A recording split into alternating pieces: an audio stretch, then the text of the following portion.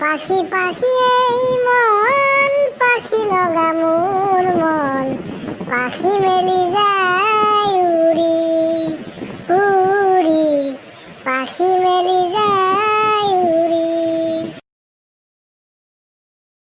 কিয় হেমেন ভাই তামাম ফূৰ্তিত আছে দেখোন। নকবি ভাই তামাম ফূৰ্তি আজি মোৰ। কি কাৰণে ভাই, কিবা লটাৰী চটাৰী লাগিল নেকি তোৰ?